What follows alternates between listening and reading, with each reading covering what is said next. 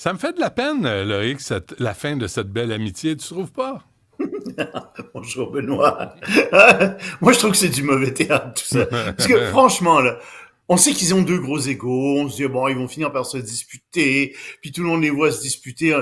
Mais le fond du problème, où est-il?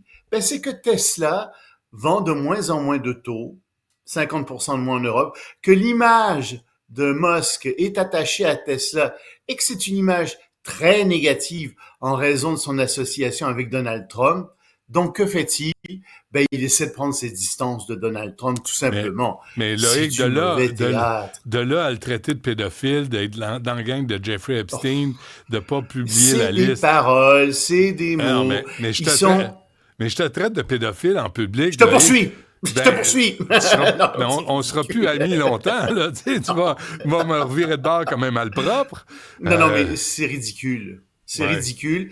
Ça a été loin dans les insultes, mais regarde, il n'y a rien qui porte à conséquence, sauf deux choses.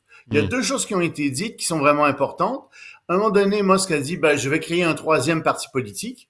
Ah oui, alors là, s'il faisait ça, il ferait très, très mal aux républicains, c'est vrai, et il risquerait de diviser le vote républicain et de faire rentrer les démocrates. Ça, c'est une vraie menace. Puis Trump a dit, ouais, mais moi, je pourrais briser toutes les subventions, retirer toutes les subventions que je donne aux entreprises de Musk.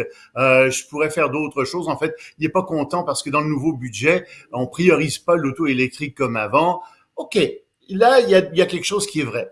Mais tout le reste, c'est des paroles. C'est Trump, il n'y a pas la langue dans sa poche. C'est quelqu'un qui insulte tout le monde.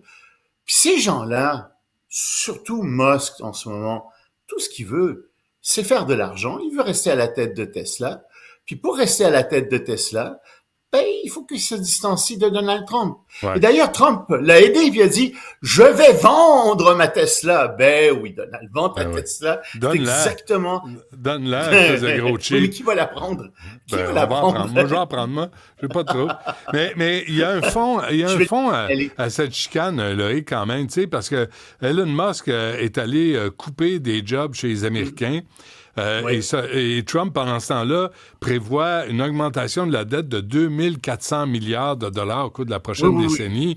Je veux dire, C'est un très mauvais budget. mais C'est un vraiment, très tu mauvais sais, budget, on est d'accord. Mais tu sais, tu peux dire, je suis pas d'accord avec le budget, je pense que c'est un mauvais budget. c'est vrai. Puis de là à dire, C'est un mais de toute pédophile. façon, Musk a Ouais. très peu d'influence auprès des sénateurs républicains parce que ce sont des sénateurs qui sont élus d'abord dans des comtés, pas dans des comtés, pardon, dans des États très républicains.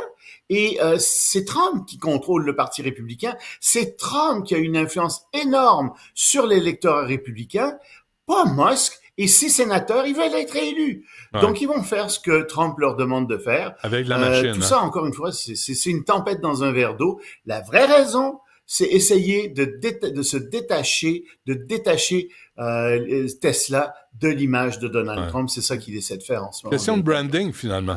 Tu veux plus Ben, avoir je crois, la oui. marque de commerce de Trump associée à la tienne. Exactement. Pas pour le moment, en tout cas. Plus tard, Ouais. peut-être, mais pas pour le moment. Et même Trump a minimisé ce qui s'était passé en disant, oui, on va se reparler, pas aujourd'hui, mais etc. Je Ben pense que oui. Trump comprend très, très bien ce que Musk est en train de faire. Ouais. Un mot sur Gaza, Loïc? Ben, deux choses, en fait. C'est que il y a pas de journalistes, beaucoup de journalistes de l'extérieur qui rentrent à Gaza. En fait, il y en a aucun qu'Israël laisse rentrer. Puis, l'armée israélienne a quand même tué 200 journalistes à Gaza, Ouais. principalement des journalistes palestiniens. Et il y a 130 ONG et médias qui ont dit ça suffit, là, ouvrez Gaza, on veut savoir ce qui se passe. Ouvrez ça aux journalistes pour qu'on puisse se couvrir et dire ce qui se passe. Et tu vois, c'est concomitant ça avec la condamnation des États-Unis de 4 juges de la Cour pénale internationale, 4 juges qui accusent Netanyahou et son ministre de la Défense, Gallant, de crimes contre l'humanité, de crimes de guerre, pardon. Et puis il faut savoir que cette même cour accuse aussi des soldats américains d'avoir commis des crimes de guerre en Afghanistan. Et donc, Trump, là-dessus, il condamne ces juges-là. Il dit, on va imposer des sanctions à ces juges. Ils n'auront plus le droit d'entrer aux États-Unis. Ils n'auront plus le droit non plus on va geler leurs avoirs s'ils en ont aux États-Unis. Évidemment, l'ONU est contre ça. La Cour internationale est contre ça. L'Union européenne aussi a dénoncé cette action du gouvernement américain. Mais il faut savoir ce qui se passe.